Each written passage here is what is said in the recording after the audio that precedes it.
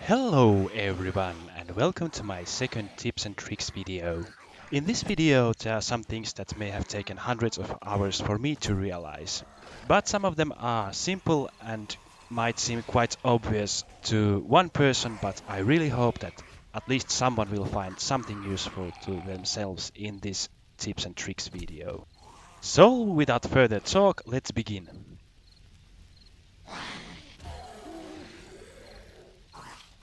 The first tip is about training your armor skill the fastest way possible.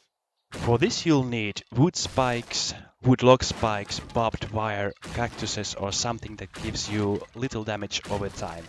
You will also need painkillers, first aid kits and band-aids to cure yourself. Oh, and also you might want some aloe cream for instant health regen. So take your friend along to make it more fun and start sitting on those wood spikes.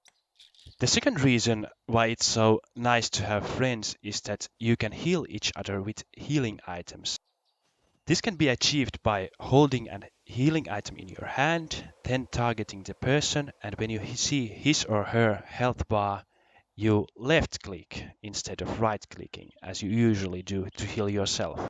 Also, apparently, painkillers don't cause the dehydration effect when you feed them to your friends. So, according to 7 Days to Die, it's okay to abuse drugs as long as you do it with your friends. Yay! So basically, this is quite an useless feature, but in some situations it may prove useful. The third tip is for cold weather. It's when you don't have any warm equipment and don't have time to stop to build a campfire.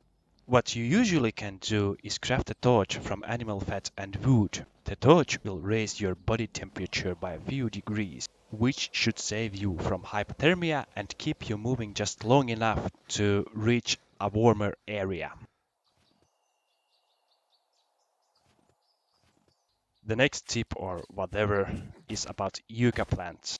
They are solid and you can climb on top of them to reach higher places.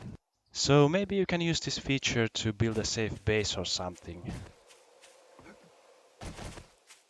Now I've already made a video about this one, but surprisingly few people know about this, so I'm going to add it to this compilation nevertheless. One thing about workbenches is that you can repair items with no penalties there.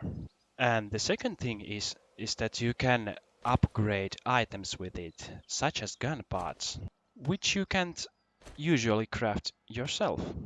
The same is applied to armors, weapons and any other item, but the upgrading is limited to 100 points higher than your current proficiency in the items category.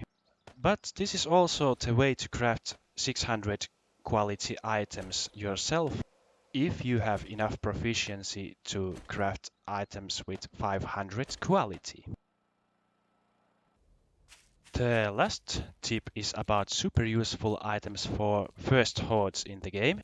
Molotov cocktails are one of those items. They're super easy to craft and you don't need any skill or workbench to craft them. The only materials you'll need is 1 cloth fragment, 30 gas cans, 1 oil and 1 glass jar. Just add them up and you're ready to go. They are especially effective if you have a high wall or base where you can throw them from for maximum carnage. For the two latter items, you'll need a workbench. The items in question are pipe bombs, which require 1 plant fiber, 10 gunpowders and 1 shot pipe to craft. And the other item is dynamite, for which you'll need 1 plant fiber, 16 gunpowders and 8 papers. Pipe bombs cause more damage to zombies and players, while dynamites are more useful for destroying blocks.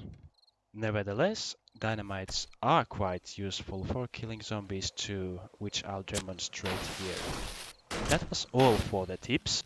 The rest of the video will feature me and my friend surviving day 721 Horde. Oh, but there will be one flying feral wike. So I suggest you watch until that because it's pretty cool. But that's it for my narration. I hope you have a good day. Bye.